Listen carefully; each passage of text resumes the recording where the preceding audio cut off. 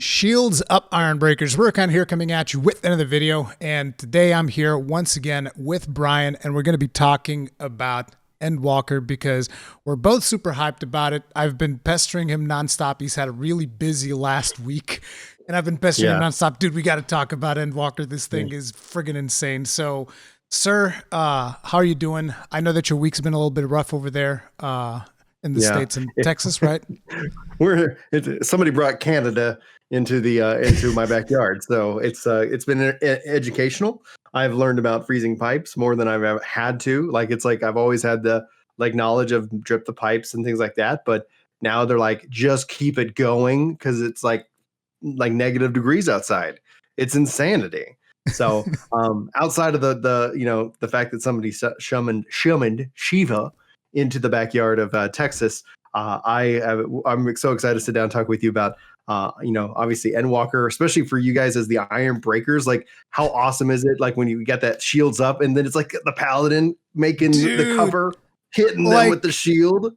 I was so happy when I saw that the Paladin was going to be the poster boy. I was like, dude, my class, and I've been kind of indecisive over my time playing Final Fantasy XIV. It's like, is my main the Gunbreaker? Is my main the Paladin? And a couple of months ago, I settled on the Paladin, and now to have settled on the Paladin and then to see him the poster boy for the final story of the current story arc is the Paladin. I was like, dude, this is friggin' awesome. Agreed. The only, if I was going to sit here and just see a little bit of just disappointment, I've been longing to see a caster grace the cover, and so in that regards, I've always wanted to see if they brought in Summoner or Black Mage as a part of that, but no judgment. There's plenty of expansions to come, which will be exciting for us as fans of the series. But please continue. So one of the first things that I wanted to ask you is, I believe that your current main class is a healer, correct? So yes, I've been maining White Mage pretty much since I started trying to increase my parse. White Mage just kind of dominated the healer spectrum, but I always kind of think of a main in one of the three roles: tank, healer, and DPS. And so I was maining Paladin, and then when I got Gunbreaker leveled up, it just felt way more comfortable on a controller. And I'm a filthy controller player, and that's and two I of shifted us. over to Gun. I know that about you. And so I really actually just connected with Gunbreaker. It's just a fun job to play. Paladin's fantastic, but I continue to come back to, I wish there was 2 or 3 changes to the Paladin setup where you have Iron Will, not Iron Will, that's your that's your tank stance, I believe. It's the whatever your rotation is, that third skill which will proc Atonement. And with Atonement, it was just this ability that would stack 3 times. And I just wish they took that and made that skill upgrade. So that way, because you want to use Atonement, just make that an upgradable skill so it's automatically on your hotbar, but it just took up an extra hotbar space. So go ahead. You wanted it to replace Royal Authority when you do Royal Authority. Yeah. Okay. Yeah, just because it just felt like that would, as a controller player, a little bit more natural. I played around a lot with it because I wanted Atonement on a movement, what I call movement buttons, which is the A, B, and X and Y. So no matter what, those are easy to right stick and still use those abilities, as opposed to if you have to move and hit an up, down, left, right. That's the same area. So you either have to stretch your hand uncomfortably or you have to stop moving. And so there's some strategery in how I place out my skills. And that's just kind of one of it. It's such a simple thing, but because I felt like Gunbreaker, I could easily have my movement abilities versus my standing abilities. It just became a more natural fit. And so I've really enjoyed Gunbreaker. I've really enjoyed Dark Knight. I don't know why, but I've just been bored to death with Warrior. And I'm not trying to trounce the job. I know Chris mains Warrior, but at the core of it, I was just like, no, we're good. And I felt like that at the media tour. So what I felt from the media tour back before the game came out to today still holds true. I was really disappointed in Astrologian, and I was really disappointed in Warrior. So it's all right. It's funny because when I started playing Warrior, I almost wanted to main Warrior because I liked it so much as well. I love those 3 tanks.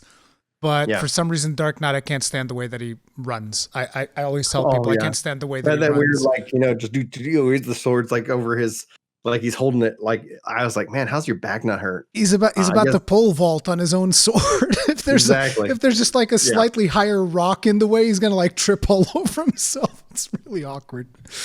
But 100%, man. That's you got it right one, right there. one of these days we got to make a video because like I can do atonement on movement. We got to like debate our controller strategies. One of these days we got to do one of those. But Yeah. so for now you're maining White Mage, which is funny because just this Sunday I was recording with Mione. He's also maining White Mage. And it's like everybody loves White Mages. I myself, I love as a tank. I love White Mages because of the AOE stun, dude. It's freaking awesome. You got the AOE stun. You also got like just best in class damage, best in class healing. And you got so many OGCDs, and then you have the Afflictus Misery, whatever that your my Blood Lily, where you build that up and you just unleash yeah, exactly. Like, all right, guys, I want you to get hurt so I can heal you, I can do this.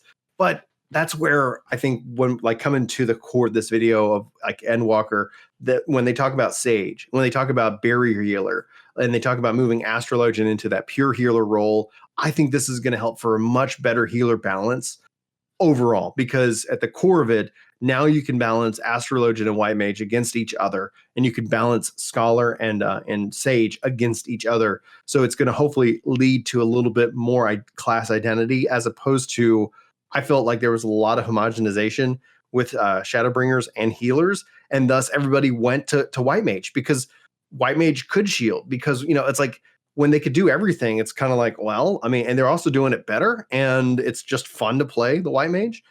So that's kind of where that went, and hopefully this means that we'll see a little bit more interesting party composition. But I'd love to know your thoughts on that. Like, is that a pro for you, or is that something that you're concerned about? It's like, I think that's a good thing, because otherwise we would all be in a bit of a weird situation where you have the Astro, which can kind of do both. He can do the barrier healing and the regular healing. And then you would have another barrier healer. And then you would have another barrier healer in the form of Scholar as well. And then the only real full healer would be White Mage. So yes, I think it makes sense for them to kind of like split it up. And they also said that they're going to try to take that into account when it comes to queues for like raids and whatnot, to try and get people one healer and one barrier healer. But so what are your thoughts on the Sage though? Like, how do you like the Sage being a healer? How appealing was it for you? Like when you see the trailer, the very first thing that we see from him was immediately after the Warrior of Light.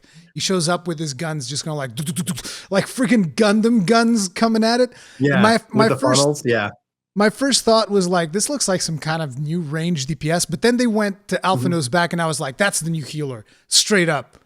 Like, what'd you think about that? We're like thinking like, is this machinist or something like that, where it's like, oh, they can create this new robot or something like that that's going to have some kind of Gundam-esque kind of approach. But no, you're 100% right. The fact that it's a healer, the weapons look amazing. I love how they kind of float and follow. We're joking, like you could give each one their own nickname. And so like upper lefty, it's like, all right, yeah, get over here. Just like being ridiculous, of course. But the identity here, just as a barrier though, seems to also, when they show it off, really kind of focus in on their damage output, which is exciting to see. Obviously, like the continual debate of Yoshi P designs the game so that healers just can heal. They don't have to do damage. But like at the end of the day, I'm like, why wouldn't you? Like, there's not a lot of situations where, especially if everybody's geared, that there's a lot of damage going out. And a barrier healer, I think, lends you to that more, stopping damage from occurring. And so you can then put out damage yourself. And so it was really interesting. It'll be neat to see how that balances with Scholar, but the weapon looks so cool. So like, it's so unique. Sage was a perfect name because we were all feeling like we were going to get a healer. Some of the things, like we were kind of thinking like maybe a chemist, and how would that work? A chemist or a geomancer? I never thought geomancer. Like I never thought geomancer was coming in, and people continue to tell me that. That's 2 expansions now. I've said, guys, we're not getting a geomancer, and people continue to say, but it's in the lore. Great. I love what Yoshi P did though, like putting Sage, because there was hints, for like Sage, Alphino's dad, Alphino and Alizé's father was a Sage. Like we've seen that name. I think it's very true, the immediate thought goes to Sage within Dragon Quest, which was both a healer and a damage dealer. But obviously, like, that's not going to be 100% here. And but I'm excited to see that job, and I'm really excited to play it. So the challenge, the problem I have right now, Rory, is, do I pick up the new DPS, whatever it is, first, or do I go Sage first? I don't know the answer to that, and that's all going to depend on what that DPS is. So do you think that Sage could potentially become your main? It's a high possibility. It's going to be interesting to see if it does, because I really have enjoyed Mage.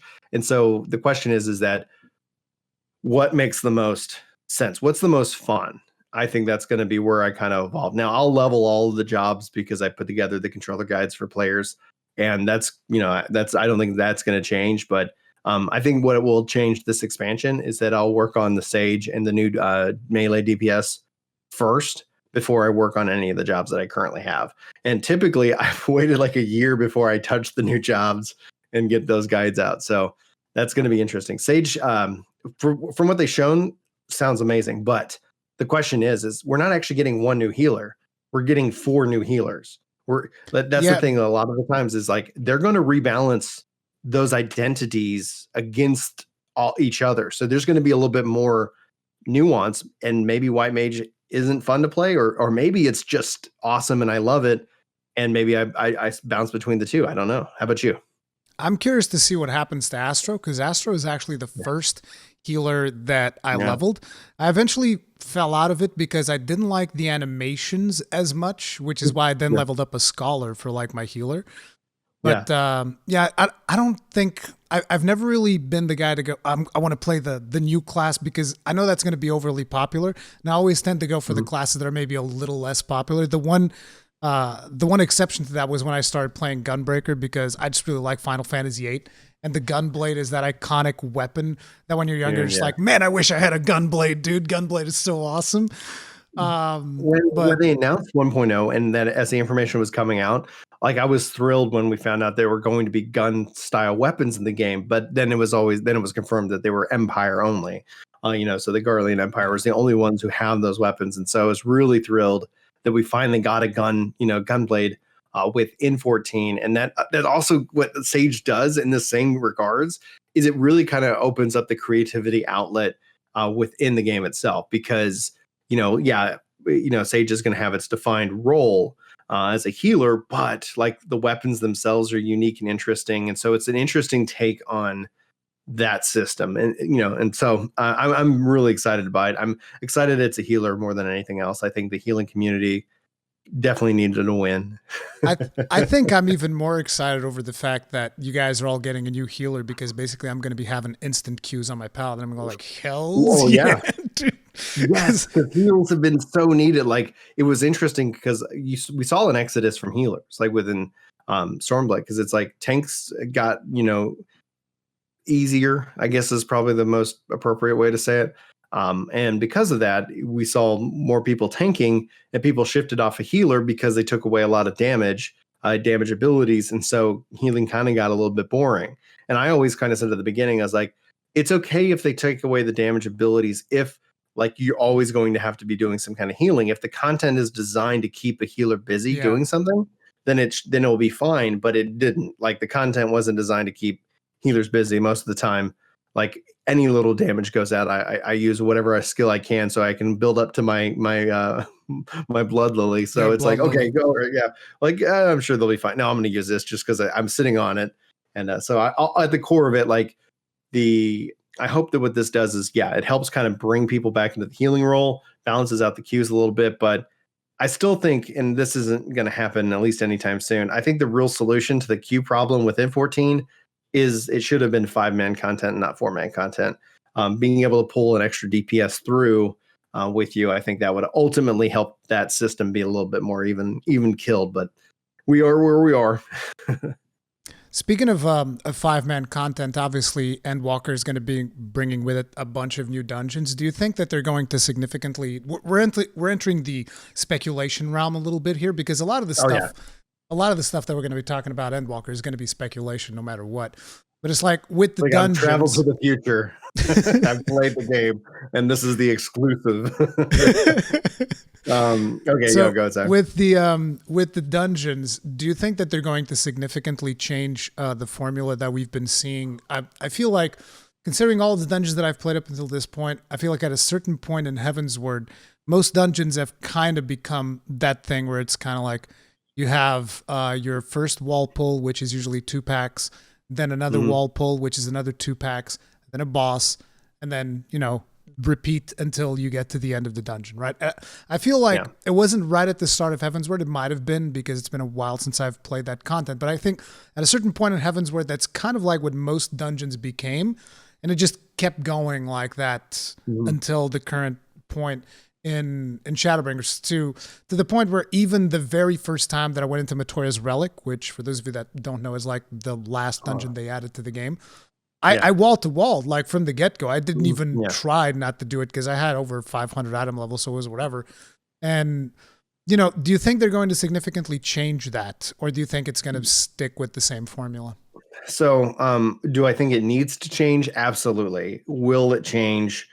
Probably not. And that's kind of be where I think you'll see some frustration within the in the player base that has been like one of the things. Whenever we talk about this, note that I am not bashing on the game. I love this game immensely. But when you play expansion over expansion over expansion for 10 years, like there's patterns in which that you can rightfully sit here and say, okay, this is what this is, and I want it to be more than that. So just note that I think it needs to change, but I don't think it needs to change in the first introduction.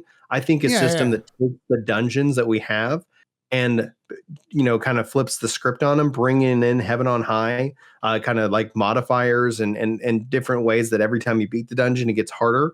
Like I would love to see them take the content that they make and find ways, interesting ways of increasing its replayability. Because the thing you mentioned is that with the gear level, when you go into the content, like they on the slide it said challenging new dungeons, and Chris's eyes perked up and he's like, oh, do you think that means we're getting M plus? And I go, they say that every Yeah. time they say challenging new dungeons, and they're challenging maybe once, maybe twice, but not 3 times, in that regards. And so then they just become a thing that you get through. And that's unfortunate because I think like when you bring up Matoya's Relic, like that dungeon's so freaking beautiful, especially that It third is. turn. That third turn is just boom. I love it. Like I'm like, this is some of their best work. This is so great. I wish there was a reason, a challenge system, just a modifier system, a like a weekly dungeon that everybody wants to go and try, and it's going to throw everything, the kitchen sink at you.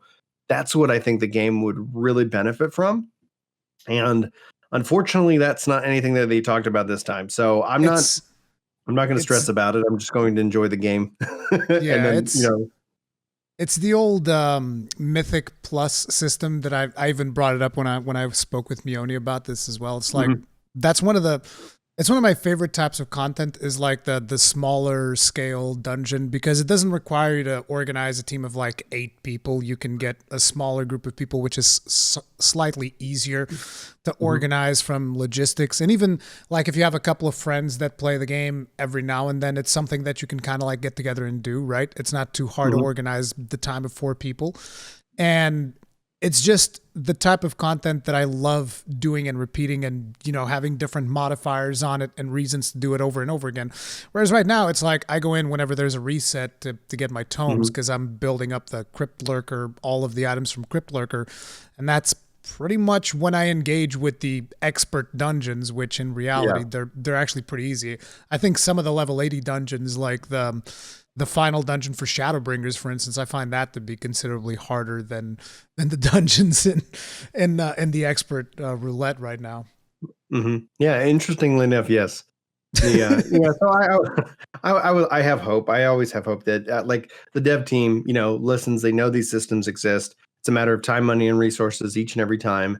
And I'd love to see them, kind of refresh, especially when you're starting to talk about getting in the upwards of 100 dungeons, especially probably with this expansion.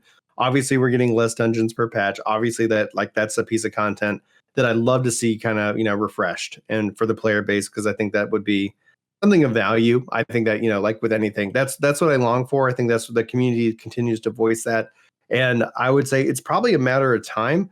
It's unfortunate if it's not this time around, because that means we're probably gonna have to wait for some either patch, but most likely an expansion, to see a system like that get implemented. I have hope because we have the Unreal trials for the different primals, and hopefully we'll start to see as they finish up those Unreal trials. Eventually, that becomes a new cadence, and then they add more content Unreal into that Unreal Dungeons. system. Yeah, Unreal Dungeons would be Hey, probably the name that I would to keep it in par with, to know that, hey, we've taken this dungeon, everything's at level cap now, and then I would say for dungeons that modifiers would be key, and then I would say also when you beat a dungeon, the dungeon levels up, so you could push yourself as far as you want, so you could kind of almost get the challenge that you kind of desire, because the thing that I think would help replayability, in my personal opinion, is that when the dungeons lose their challenge, like you kind of just face roll it, right? Like you yeah, said, you wall to wall pull, like, all right, let's get this done. It's a speed run. Like, either bring in speed running to the content, or like giving the ability for timing and stuff like that, or like find ways to make that where, okay, let me increase its level for the increased chance of rewards, and because of that, now like you're constantly being challenged, so it still maintains an interest. It still maintains something that you want to focus in on, but that it obviously is not savage content, because I think, the challenge the game has is that its content is stair stepped, so there really isn't a kind of a smooth kind of curve that kind of brings people further and further up, up that stair. And so that's that. And then they've talked about even bringing in another difficulty between normal content and savage content. I think that's just a waste of dev time. They need to find a way to have that happen programmatically, so that it's easier to develop. So you're like, all right, cool. Like, all right, go put like, 3 modifiers on that boss and see what happens. I don't know. Like, that's I could spend Square Enix money every day, theoretical dollars. Let's go, guys. that's actually one of the things that I wouldn't want to see in 14, as someone that's played a lot of World of Warcraft. One of my Hmm. biggest frustrations is the fact that you have normal rating, then you have heroic Hmm. rating, then you have mythic rating, Mythic and it's rating. like, Jesus Yeah. Christ, dude, you want to, and for a time there was actually a time in WoW when it was during Wrath of the Lich King, where if you were like really hardcore, you're expected to do this raid, which was Trial of the Crusader. It's one of the worst raids in my opinion that they've made. And you're expected to do it in normal 10 men, heroic 10 Hmm. men, normal 25 men, heroic 25 men, every single week. And I was like, dude, you're crazy. I stopped playing Yeah. because I was really hardcore Yeah. raiding and I wanted to do all the content. And I was like, dude, that's insane. I'm not going to do the same Yeah. raid 4 times every single week. You're insane. You're crazy. There's something wrong with you. So Yeah. it's like having, I don't think that having more difficulty setting, so to speak, for the content is the solution. But I do think that, Right. something that is a little bit more demanding, like potentially the mythic dungeon system, that would be a cool way for just to have something more challenging for players that doesn't require Mhm. the same investment as Savage rating, Yeah. which requires Yeah. considerably more investing and, actually organizing a static team or doing it through Party Finder if that is your thing. But Mhm. yeah. So I think, when we talk on that note, that it's that, that's what I've been saying, that I think would be really good to see within the expansion, is to see have a bigger investment in that mid-core content, because I think that's kind of where, like, obviously Savage, they have their cadence. Unfortunately, their Unreal, the Ultimate Trial, got pushed out to 2022, which is just a huge like bummer. But that's due to the world conditions now. yeah. But I think, like, if more content kind of focused around the mid-core, getting players involved. I would love to see something where I just would love to see where XP doesn't expire, but it doesn't need to be used towards power progression. Like, it could just be like a thank you for still running a leveling roulette or something like that. I'd love to see a system brought into place that allowed me, kind of Guild Wars 2, where that, like, you can just keep leveling up, but it's just cosmetic. So it's like, I'd like to see something That's along those lines. That reminds me more of like Destiny, where every time that you would level up, you would get like the prismatic Mhm. thingamabobs. I forget what they were, Yeah. or something like Yeah, that. the engram, like they had like, Yeah, motes of light in 1.0, and then that's like then the engrams or something like that. Like, yeah, and that could actually be a system that worked real well within 14. It's like, just give me like a treasure box, a coffer, and you open it up and you're like, oh, here's some tomes and here's some gil and here's a card. Or like you could just always be like, we already kind of had that system with Bojo with all these other things. Like, yeah, just give me some of that. Like, give me 100 lockboxes for leveling up. Then I was like, all right. You're getting some lock boxes, you're getting some stuff while you're doing the Baja stuff. Yeah, just something for people to keep filling in bars. You just want to keep filling up bars, basically. I love filling in bars. It's the RPG player in me. And once I get everything leveled up, I'm like, well, I guess there's no reason for XP. And that's where it's like, that's why I love expansions. And then at the same time, once I'm done with XP, I'm like, all right, I guess I'll see you guys in a couple of months or whenever that happens. It actually happened a lot faster this time, I think, but I can't recall. So what was like your first thoughts when you started seeing the trailer and you saw that we were going to go to the moon? Like what first went through your head there? So at the core of it, looking at the moon with the whole Hydaelyn Zodiac being on this journey for 10 years, it's very fitting because we had theories about the moon back in Heavensward. And so it's like, okay, what's going on with this? To see us there, to see the connection with Final Fantasy IV, going from a Dark Knight to a Paladin, like as a part of that, like Final Fantasy IV, Cecil from a Dark Knight to a Paladin, going to the moon. I'm hoping we get to see some with Lunarians. I hope that, I'm really excited that the expansion concludes the story, but visually it's so impressive, and it piques my curiosity. And also, it seems that from aesthetically, we're getting a lot of different visual themes as opposed to what we kind of saw with the first. Like the first was very on theme with this high fantasy concept. Here we've got a little bit of African, Asian, or Indian kind of like influence. We got some Void Arc, in Thavnir. We have some Void Arc influence. We've got trains and high tech with Garlean influence. And then we're going to the freaking moon. Like, okay. So I loved how they opened with it. I can't wait to see what else they have in store trailer wise, but a lot of that's going to end up waiting till the 15th, I think, before they show us off the completed trailer. Yeah. So, but before we move forward, guys, let me just warn anyone that hasn't finished Shadowbringers at this point. I believe that at this point we will be starting to talk about stuff that could be considered story spoilers. So, proceed at your own risk. Yeah. We want to make sure that we don't spoil anything unintentionally to people, because we do kind of want to get into some of these topics. The story is protected. Yeah. Yes. But so talking about that stuff, you talked about the little what do you call them, the spires that kind of like started popping up when Fandaniel started doing his thing and going like all crazy. Do you think those are probably connected to Zodiac, right? I would have to assume that, or something with some kind of lunar resonance. Obviously driving somebody mad, because that's kind of where the story left off with 5-4.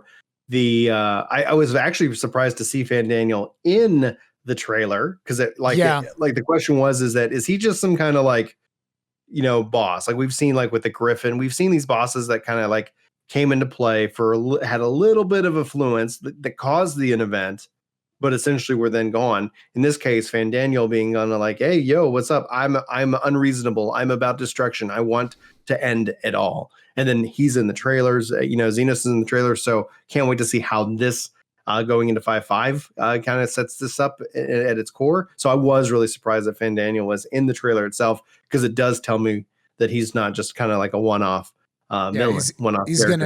He's going to be with us throughout 6.0, which is one of the things that I was also surprised by. I was like, I expected at least Fandaniel to go down. Maybe not Xenos, because Xenos has gone through so much crazy stuff that, you kind of expect him. I kept wishing, can Xenos just trip in one of his own swords and die so that we can. How weird and just anticlimactic that would be. Just randomly just die in a cinematic and it's such a shame. How do you feel about Xenos? He had a heart murmur, Yeah. How do you feel about Xenos? Because I'm not a huge fan of his whole body snatching thing that he went through and whatnot. But what Xenos I thought Xenos's first end was fitting, and then exactly they've set him up that I think that right now it's a risk for his story that really has to have a payoff. Otherwise, it's just going to be all right, what was that? So I am very concerned for him as a character, because right now I'm just dude, get off your damn throne. Let's go. But he just seems so I don't know, moody and disconnected. And I'm hoping that what happens and what's to come really kind of fleshes his motivations over the last year or however long like in the game timeline has occurred. So at the core of it, I'm very hopeful that he can be an interesting character, but I haven't found him compelling personally. Now he had a line like he's like my friend, my enemy, which seems interesting because maybe there's a deeper connection with us to him.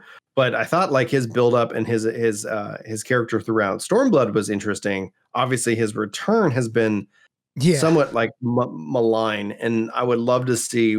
I really hope that it has something that it builds up to that's either unexpected or just has a really good payoff, which would make this build up worth it. But right now, it's kind of like if you're gonna do something, do something. If you're not, like, then what was all this for? So ultimately, his fate and the review of Xenos as a villain will be decided, I guess, here in the coming months, if not year.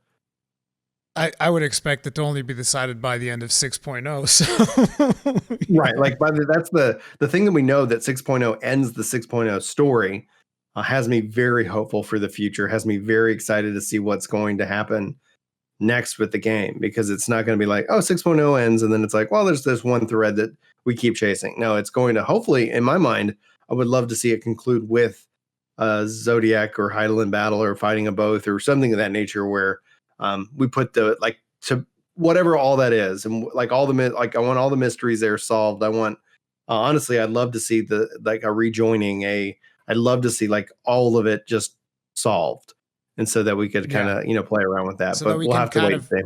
So that we can kind of actually move on, because like I think one of the things that was I don't remember exactly which patch it was. I think it was probably 5.4.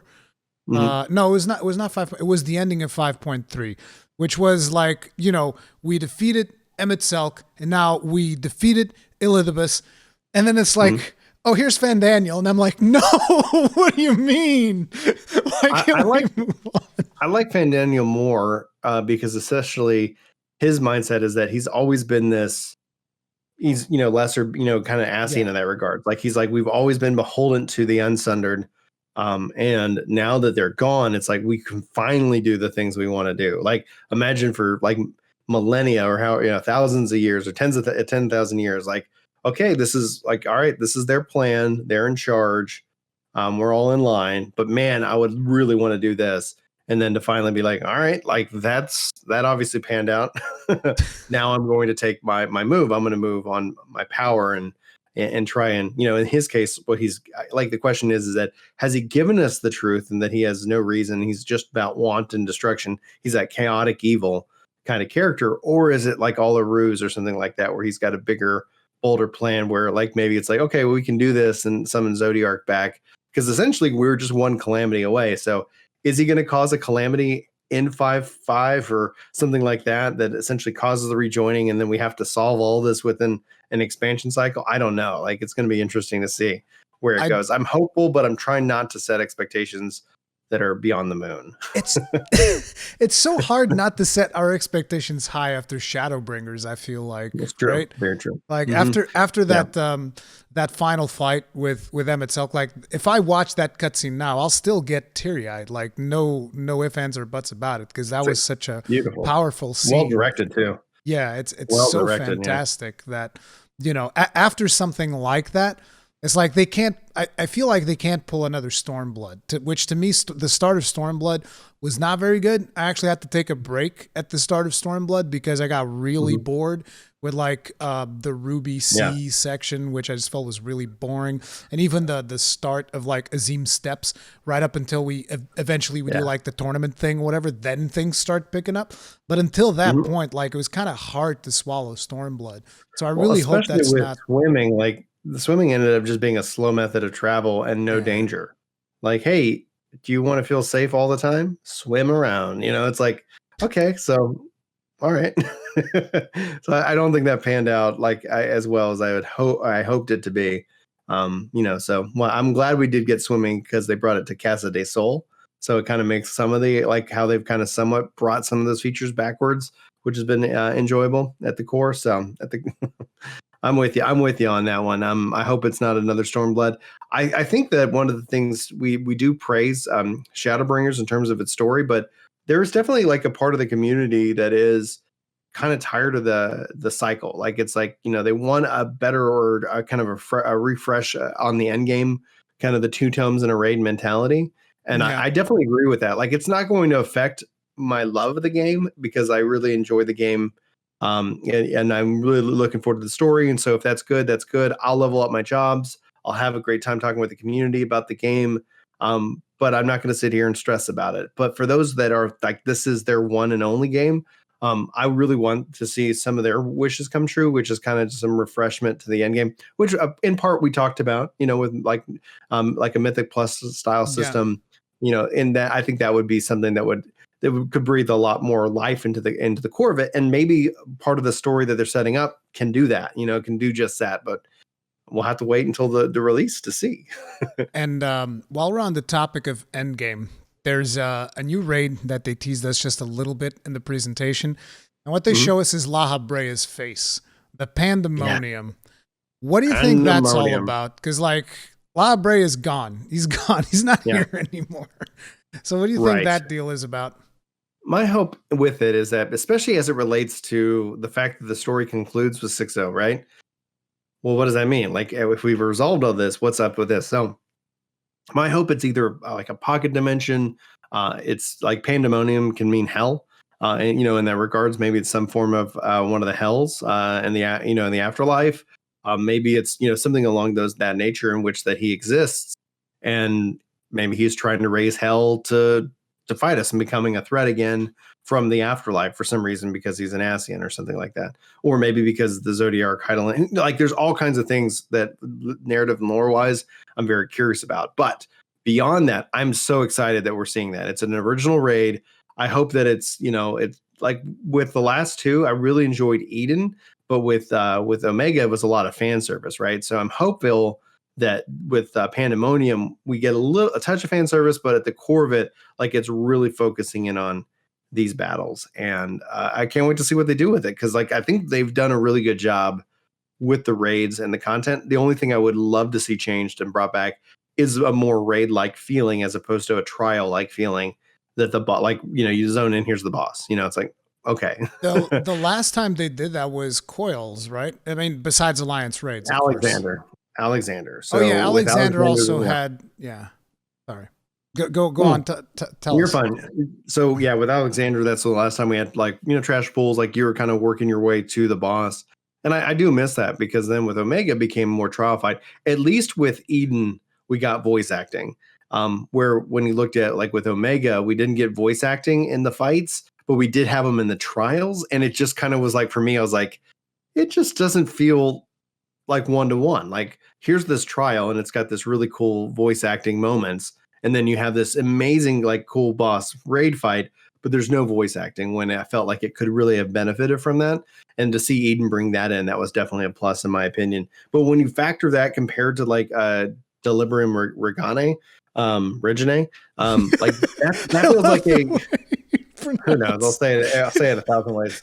But that's content that feels like a real raid. Like that feels even better than the 24 mans that we've had, especially this expansion. The Evil East felt really good, but with the Liberium, like wow, like that feels like such an awesome raid that like I hope that we can kind of see some of that brought back to Pandemonium in a degree, So that's just my thought. So you would like to basically see more traditional raids instead of the trial style that they've been going for. Well, especially because we have the trial style, right? Like it's, wait, like is this just a harder trial? Like okay, all right, call it a raid, but it doesn't feel like a raid. Like especially when we compare it to DR, like DR feels like a raid versus. It's one of those things where it's like, it makes it easier for people to plan out their progression, because basically, okay, so today we're doing this thing, right? Whereas an actual raid, people have to just set out a much bigger amount of time to actually properly plan it out. Like, I haven't tried the Savage version of the Lubrum, but I would imagine that it would be considerably harder, considering Yeah, just, it's how, nuts. how even the normal mode is making some people go completely crazy just to get through it. So, Well, but the normal mode still provides like a challenge. It has a lot of yeah. flexibility. I really enjoyed DR as opposed to, something like the near raid right now, which is like, okay, it's kind of like the bosses are cool, yeah. But I haven't found a reason to go back into it. With DR, I feel like there's at least a reason for me to be rocking and rolling on that content. And I know that there's a reason you can go into the near raids, but And I come don't know. on. I just You gotta go get your Neo coat in the near raids, man. You yeah, gotta I get don't like care your for black glamour, trench man. coat. Glamour isn't my end game, and so that's something where I definitely don't identify that mindset with the community. Not hating on people who glamour and fashion, and I get that's a huge part of the game for people. I just don't care. Are you doing the relic grinding at all, or not so much? Yeah, I am working on the relic. I know that the relic will eventually become glamour, but I've enjoyed the process for it so far. I enjoy the options that I've had for it so far, and so I'm on the crystal tower step essentially. So I'm just like Okay, working my way through, and I haven't, I don't have lots of time to game, right now, especially with winter storms and trying to keep, the pipes from freezing, and I can with work imagine. and trying to provide for the family. So it's like when I do get to sit down and play, that's like I've been kind of streaming a little bit on the weekends, and that's when I kind of get my time in. So I just kind of been enjoying that grind, not in a real rush, and I think that's important because I also try to kind of balance it out with a couple other games. So, But um, are you going to like do all of the relics like a lot of the crazy people? I'm sorry, I'm gonna have to so call it because I've gotten every relic so far, like as a part of the poetic step. So I've gotten each relic for each of the class. Now I'm still like, you still doing the memory farms and certain things. So I'm yeah. just kind of like always having a quest active and, going into Bojan and farming and just playing with the community and having a good time where I can. But I try not to like outside of like, I prioritize horizontal and permanent progression over glamour. Yeah. And the relic is glamour, like it will be power and then it will not. It will eventually, be a glamour item. And that's fine. And that's what I know that is how the system works. And that's why I've never cared to get one. But this one actually, I find the system and the content around it far more engaging than any time before. And I got off the Eureka train because I felt Eureka was lacking in certain things. And I think Boja kind of makes up for those things that I felt Eureka was lacking in certain ways. But I do think the zones in Eureka were far better. I Um, find it I find it interesting because like from what I've seen so far in terms of reactions from the community, I kind of feel like mhm, a big portion of the community preferred the old relics almost because I mean, I don't know about Eureka, but mhm. what I get is that a lot of people are saying like, "Oh my god, I have to do like all of these raids repeatedly," and I've seen a lot of people complain about it. Like, do you get Yeah, that vibe as well? and yeah, with the nuance that everybody complains about the relic anyway. Oh, really? Like people complaining about the relic today versus Eureka versus Heaven's Word versus ARR. It's roughly the same complaint. I don't like it. Okay. There's a lot like it, and you either do it or you don't. And the only thing I don't like about it is that I going and getting an ARR relic today is glamour. And that is, I think, really unfortunate. I wish these were weapons that carried on with you and had unique perks or something that there was a value in collecting them and then you could infuse them, you could level them up so they were always going to be, current to whatever they needed to be at the time, right?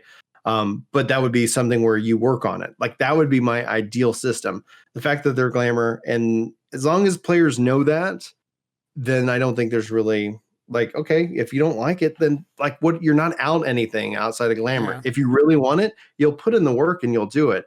I think that, no matter what, gamers are prone to complain about things. I'm And begrudgingly putting in the work because the and 36 it's glamour, raids right? that you have the 36 raids that you have to do after The Crystal Yeah. Tower, those are the ones that I'm just like, Jesus Christ.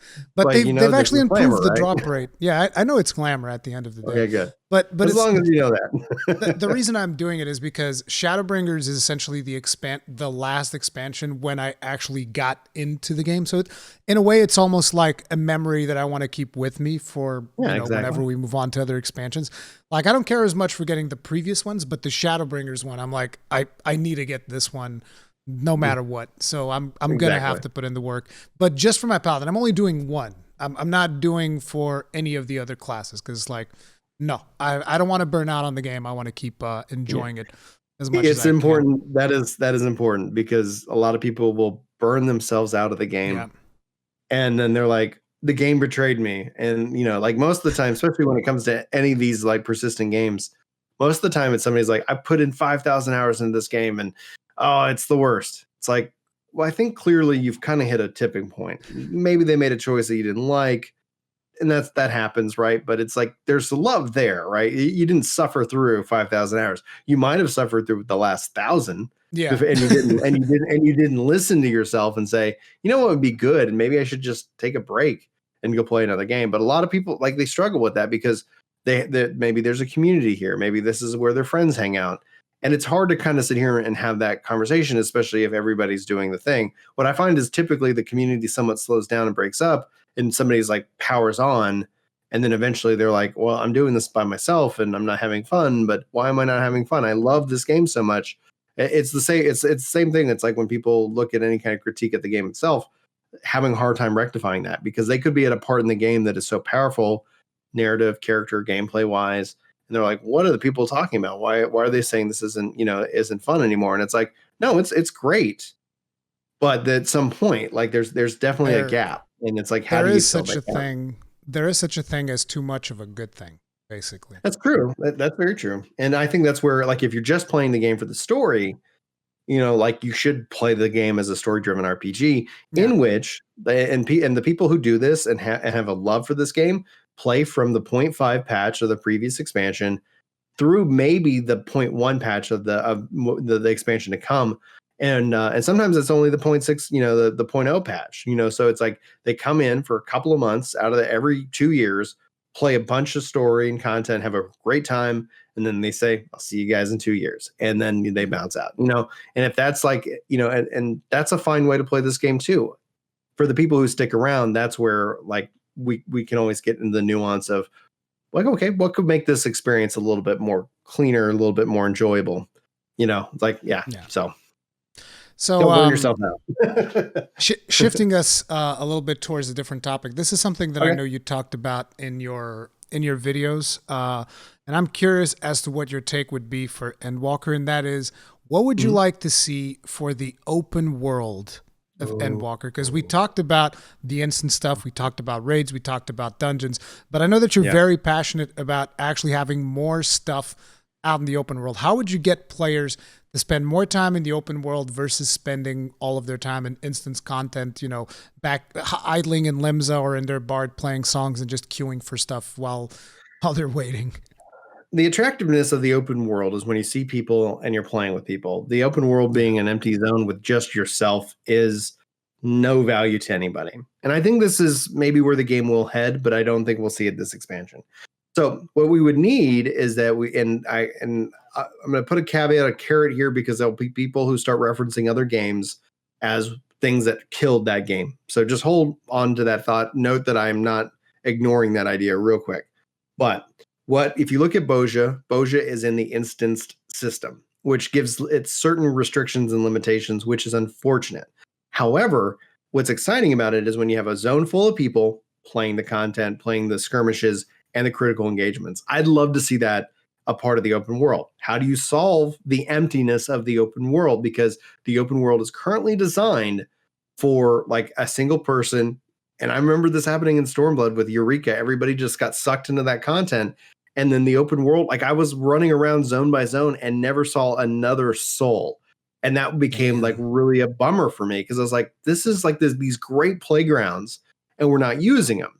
And so, like, I would personally love to see, like, as we get cross data center visit, but we have the cross world visit system, I would like to see, as a part of, instead of this server identity, you have a data center identity, and then it just funnels people into the zone. So it says maybe the max enjoyment of a zone is designed for 120 people. So as soon as a zone has more than 120 people, it just makes another copy of itself and it puts people into that zone. And almost like what Guild Wars 2 does, is they'll say, hey, your zone, like people have left and it's not as populated. You want to shift over to a populated version of the zone itself, and thus kind of just go, yeah. So that way, no matter what in the open world, you're always in these zones. And then from the fate like system, I would take that fate and have critical engagements, have these systems evolve so that and give people reason to go into the zones, to fight and to play and to have content designed around that. We've started to see that with the fate system in Shadowbringers. So all in all, these are, I think, building blocks that they're building, but you have to solve the problem of the empty zone. And essentially, if they designed that system, we could get Eureka and we could get Boja. We could get these systems that they're these exploratory zones out of the match-made system, because the matchmaking is happening behind the scenes, and thus always trying to make sure that zones themselves are well designed. And then that would give you access to the party finder. That would give you access to invite your friends into the group. You're not sitting here restricted on the things that the instant server does. That, or they just need to redesign the instant server structure to kind of solve those problems naturally. But I think that's a function of time. I don't see that necessarily happening this expansion, but I see every expansion them continue to kind of retweak this. They've already got the instant zone system working. We see that whenever patches and expansions drop. So they've already kind of solved that, and that would be my solution. And then the other side of that would be, give us the ability to do create our own PvP duel games in the open world. Give more things to make it a spectacle that people can kind of watch and cheer. And that's kind of when you see the solo 1v1s in Boja, how people will line up and watch. That's the thing that I think would be very awesome for the community. Same thing goes with hunts. Now, I say all of that because there are definitely problems and critiques of that system. You might lose server identity, your identity as a Sargatanian or something like that. I mean, I'm not so worried about that, because we already have, we can see the community being stronger, being able to play together. The other side of it is somebody was like, how would you balance hunts? It's I wouldn't. That's the dev's job to figure out how, if a hunt's happening on one instance copy and not another, those are legit problems that would have to be solved as a part of open world content, because you could have people try to game it. Same thing with gathering, this shard is on this zone, and then you want to hop instances over to the other copy of this zone. All of that could be somewhat solved with enough thought. But I'm not sitting here trying to balance that out. I'm just saying that you got to funnel people into open world content, and then you got to have systems that do that. I think Boja is a great example of that, and that kind of system where you do these things together, and then boom, you can get caught into something even bigger, and that does naturally put people into groups. And you can meet and to be able to continue that and continue those friendships, I think would be something that would be very valuable to the open world content of the game, especially with the zone design. Their zones are so phenomenal. It'd be nice to see them get more use out of a kind of a one-time playthrough. The really cool thing about that idea that you have is that it utilizes systems that are basically already in place. I haven't really thought too much about escalating fates outside of something like Boja in order to create specific critical engagements. As you were speaking, I was like, yeah, it'd be cool if each zone could have its own, say 3, 4, 5 critical engagements, which would take a significant amount of development time, but have their own exclusive critical engagements, which could trigger things. Maybe even, and what I would do, go ahead. Maybe even have some of those changes that happen be reflected in the capital city of that zone. Maybe you do something in Thanalan, and then it gets reflected in Ul'dah, as in we failed a critical engagement against this, and now this section of the city is destroyed, and we have to kind of repair it. And that would be things that would keep players out in the open world. You could then bring crafters and gatherers into okay, we got to repair this thing, and just like the rebuilding of Ishgard, all of a sudden you kind of have this dynamic flow of semi-real, semi-impactful events, etc. And that would be I don't expect that to have that kind of thing to happen, at least anytime soon. But that would be something that I think would be immensely valuable to the player and the community itself. And then on that note, where, like you said, like there's a critical engagement going on in a certain zone. Like what you could also do to kind of help ensure that like the population isn't just vastly spread out and thinned out. Like you could then tie it into like certain zones every week or the hot zones. Like, Yeah. like, hey, these 5 zones are like there's an active like conflict going on in those zones. We need to go kind of resolve that. And that way it's like, oh, okay, cool. And then for participating in, like a conflict that, once a week, there's like, a reward structure or something like that that makes it interesting to you. But then the content itself, I think for me, and I'm only speaking for myself, I find the the content very compelling. I love bouncing around from the fates. I love that we get pulled into the critical engagement and then has requirements. And I like that it's sealed off because then the devs can balance for that. So then it's not just like, just blah, we're going to throw everything at it and it's just going to die. No. Like that's almost the system that I'd love to see the evolution of hunts. It's like, cool. Like you do this. Oh my gosh. Like this massive hunt just popped and people can, queue in for that. And then, people in the zone can watch it, unfold. I think it's that spectacle and that spectator side of it that's truly something that I miss that I'd love to see in 14. The first couple of days of Boja, I felt like were very, very cool. It was just like, everybody's on that front line. Everybody's like pushing forward and raising their medal and getting to the second stage and then the third stage where you see all of the different things that are happening. And even as you are going through Boja, it wouldn't be guaranteed that you would see all of the critical events because it's dynamic. We didn't even know what things were triggering what critical events. So it was just really cool, the whole discovery sense, and to have that potentially propagated into every area of the game would be completely insane. So I want to give you this other idea that I have because you know how I feel like there's constantly within the community of 14, there's constantly people trying to bring new people into the game. I know that that's something that I'm constantly doing. I'm constantly trying to try out the trial. It's free. You can, it's free up until Heaven's Word and it's really good. Lots of content, etc.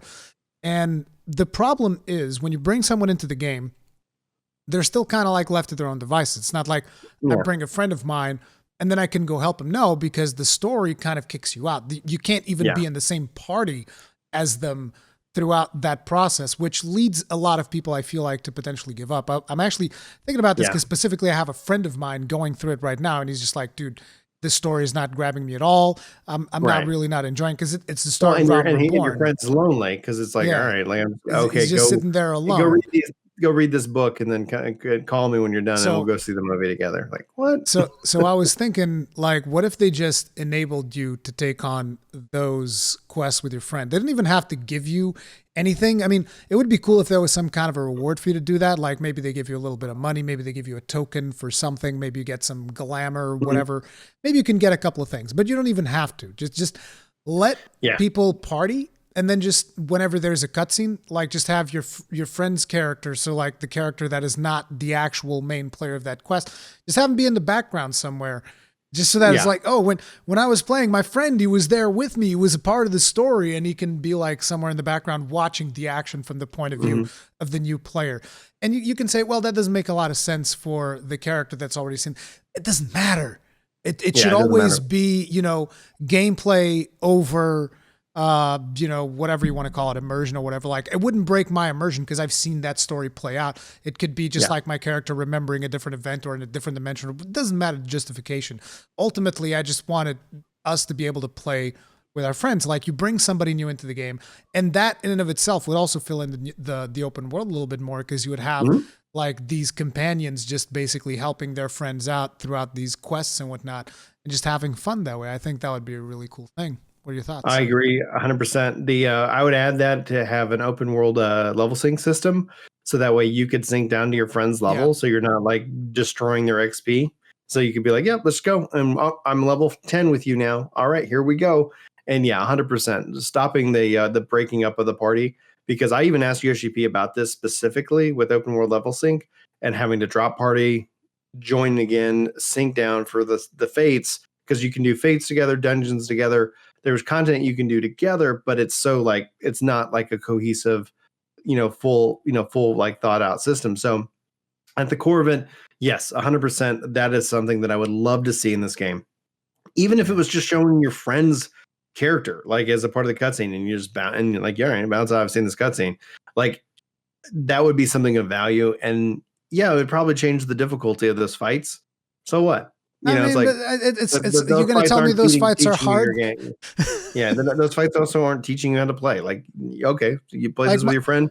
Boom, cool. my Call it a day. friend's got like road to level 70. He's already 8 levels ahead of the MSQ. It doesn't matter. Yeah. Yeah, I would love to see that. I think that would be a very big help to the game. I also have kind of advocated for like quest sharing and map sharing, so Yeah. that you could always see what quests they're on. Like I don't need even the rewards. Just show me what quests are on and where they need to go, so I can help them get there. As opposed to like, okay, let me Google what quest you're on. Okay, all right, you're on this step. Okay, we need to go here because like maybe they don't even know how to yet read the map or know that Yeah. the next stop is in a different zone. Like they get lost, and it's like, oh, cool. Like I know how to read the map. I played this game long enough. I can kind of teach you as we play together. But the systems aren't inherent that way, and it's weird because the game brings in a lot of new players all the time, and it would help, I think, kind of offset some of that like frustration with the story when you're like, yep, let's do this together. It's just a part of it, Yeah. but we're together. We're talking. Exactly. You're maybe explaining some of the story that like, oh yeah, this is interesting because of something that's about to happen. So pay attention to this one. You know, you can kind of point out like more of the things that they should focus in on. You know, yeah, 100%, dude, 100%. That would, I think, be a huge win for Final Fantasy. So we got to forward this to Square and make sure to listen, guys. We need we got this open world idea. You put the Bosja stuff in the open world, and then you allow us to also do quests with our friends, the main story quest. And it's like I'm not joking though. I do think that these things would 100% not by 100%, but it would definitely increase the amount of retention that you would get on something like I think 14. so. I think so. Absolutely. So real quick. Small scale PvP. What do you think about it? I have hope, but I'm not holding my breath. And Final Fantasy has struggled with the PvP. It wasn't designed like it feels like it's always been this just checkbox on the box, like, hey, we got PvP. And I am thrilled that they're removing the role requirements. Like they've had these role requirements, which has just made the queue times insanely long, which just is it then becomes a self-fulfilling prophecy. If I have to wait for days to play PvP, guess what? I'm gonna go play another game. You know, like other games figured this out. You know, Overwatch figured this out. They have roles as well. And what is like, all right, pick your role. Like, you know, it's like at least from that perspective, like there's like that was always interesting. And you could do stuff like where there's certain modes with certain role requirements. But I think one of the things that they focused in on incorrectly was bigger in esports. Not that esports isn't wrong, not having big modes is wrong. But like, hey, 72 players, 48 players, like just people who want to play, like build a passionate PvP community and then grow that community into bigger. They started with big and they can, you know, like continue with big. And unfortunately, it's not big enough because it's still like when you go to queue, like you have to use outside tools to participate in that content. That's a broken cycle. That's a broken system. So to be able to see, and the fact that they're bringing healing to all the characters, I hope they just make healers DPS in that content. Like when we fix PvP by getting rid of roles and saying no healers. And the one thing that would have been great is like having a tactical self heal or something of that nature, or some kind of self regen that happens, etc. Right? When you look at like PvP games, what are they doing?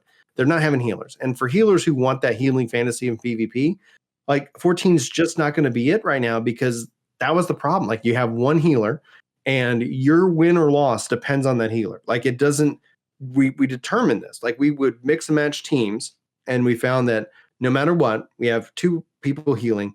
This person's a better healer and they just are. Their team's going to win no matter what. There's nothing you can do because that healer is on that team. Let's remove the healing requirement. And the wins went back and forth and the matches were close and they were exciting and lots of things were happening and people were dying. And then you come back and then you go back into the fray and that kind of changes your strategy. And it was fun. And it was a lot of fun. And I'm happy to see 14's actually taking that advice and that feedback that we provided and putting it into play. Hopefully they do it well. Hopefully the system is successful. I think PvP would be a huge addition to this game. You know, you don't have to participate in it, but it would be a huge addition to have a community that likes to jump into PvP and play. Because then you could, you know, that'd be really good content to fill in the gaps PV, between PvE content.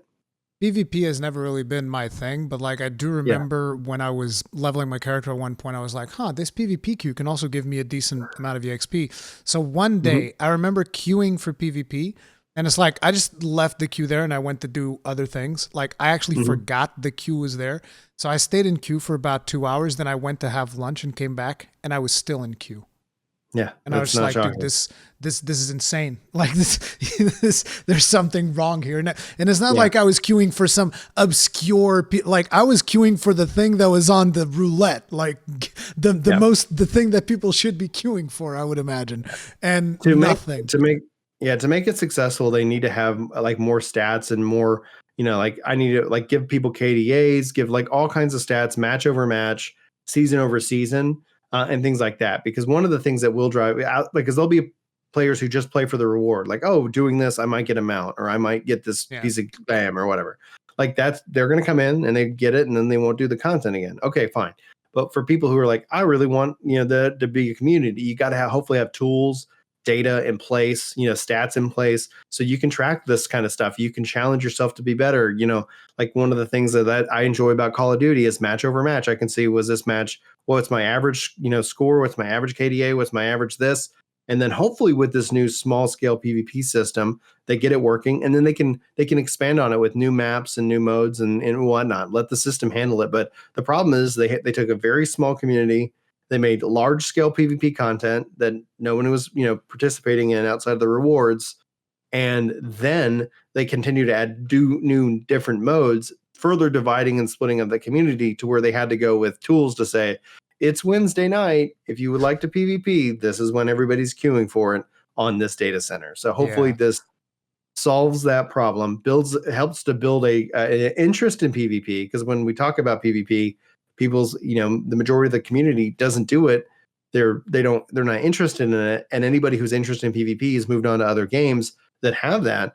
Hopefully, this is a way to kind of invite that people back to build a community around PvP, so that, you know, like we can have that as a balance within the game itself.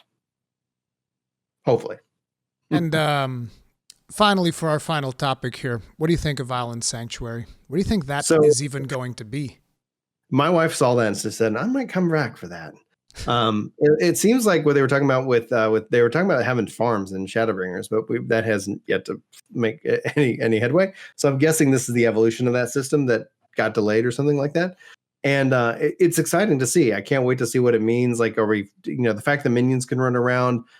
This almost like I don't know too much about it. I haven't done like these farming games and these like those type of content, but you know, the image looked pretty. It seems kind of be like interesting. I can't wait to learn more. I think this will be kind of a nice, fun piece of side content. And as long as it's supported and it's got a lot of depth, I think it'll be a good addition. If it's just kind of a one off, people knock it out in one patch and there's no more content to it, then it's like, well, I guess that's what it was. So I hope that we can also see more gardening options brought into this, because maybe that will help take off some of the pressure of the housing system. You know, if you're able to have this island and have multiple gardens, and you know, I think that'd be Actually, kind of cool. now that you brought up gardening, I'm wondering if you will be able to like use this to paint your chocobo for the people that, you know, never really Ooh. get into like have a house that has the, you need to have a stables in the house when not to paint your chocobo, right? Yeah, and especially since it sounds like it's instance content, like it doesn't feel Yeah. like you have to compete to buy a limited set of islands, you know. So it's like, yeah, maybe this will be a nice, like, good way to take pressure off of some of the features of, you know, the housing system. I think it would be cool if you could like maybe customize it to make it your own island, then invite friends over and like, hey, come check out my island. And I did this thing and Yeah, that thing and the like that yeah, would be yeah. cool to just have like an error, or Oh, maybe even agreed. be able to share it with a group of friends where people can go in Mhm. there and change. Like maybe you agree, oh, we're all gonna have this one island. That's our thing for these Yeah. 3 or 4 people or whatever. I think that would be a cool thing, but to just make it more of a social experience, because one of the big mistakes that World of Warcraft did in one of its expansions was Warlords of Draenor, where they did Mhm. garrisons. And Yeah. what that did was it was so convenient because you could basically put shops in there, you could put Hmm. crafting stuff in there, you could put teleports, you could have an auction house, you could have pretty much everything that you would have in a city. So what happened? Players would just log into their garrisons and log out in their garrisons. They would never leave their Yeah. garrisons. And so the world just became completely empty. There was nobody in capital cities. There was nobody anywhere. Everybody would just queue for their activity from their friggin' garrison, and they would just do their banking and all of that other stuff from there, and they would never leave. There was no reason to leave once you Sounds finish the content. sounds like my house. Like, okay, like I'm just all right, man. My house, I queue up for whatever, I'm out. That's what's actually kind of nice about Boja is like I actually go to a zone, talk to Yeah. a guy, get into the content. Yeah, 100%, 100%. So, what are you most hopeful for Endwalker? So for If you me, could, I if think you could having ask for one thing, if you could ask for one thing for Endwalker that you could definitely have, what would it be? one thing I would say Paragon levels. That would be what I would want.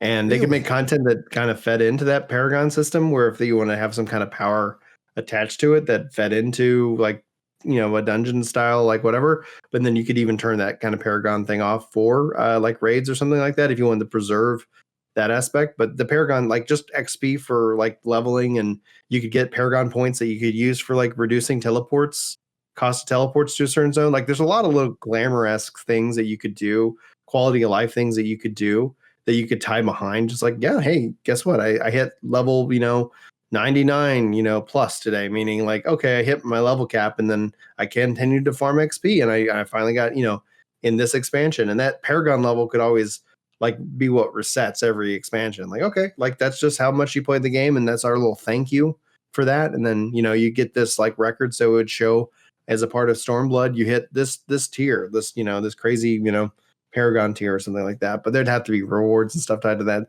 That's what I'd want. I mean, I want a lot of different things. So I love sub jobs. And so like if I couldn't have that, I'd take a sub job system within 14 because I think that would bring in a little bit of variety. But I know a lot of people get stressed about that idea. I think that would actually be awesome sub jobs so that, thinking back to, for instance, Guild Wars 1, I don't know if you ever played that one. But like I never in Guild played Wars, one, but I did play two. Yeah.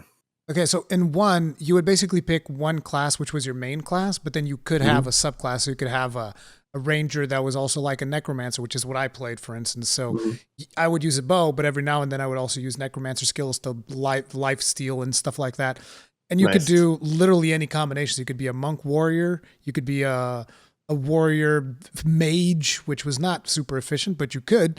And I think it would be interesting to bring like maybe a couple of skills. And I know that we've had that in the past in 14, but something along the lines of what we had in the past, but maybe expand a little bit more on it, I think would be cool.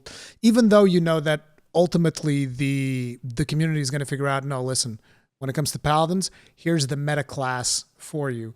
But to have that option, or maybe even be like, okay, this class is the best one if you want to be really tanky, but this class is the best one if you want to deal more damage, but this class is the best one if you want to have more personal survivability. And that would be interesting. Having those different choices there, like I think that would be interesting because it would bring, it would basically make not every paladin be a carbon copy of itself and have the same rotation as every other paladin. As I say paladin, it could be literally any other class. Mm-hmm. Yeah, I hear you 100%. That's where, like in my mind, instead of like having new skills, like be all about skills, you could have the sub job play into different traits that that like, hey, this like being a sub job modifies my skills this way. Maybe it adds a buff. Maybe it adds a buff to me. Maybe it adds a buff to my party.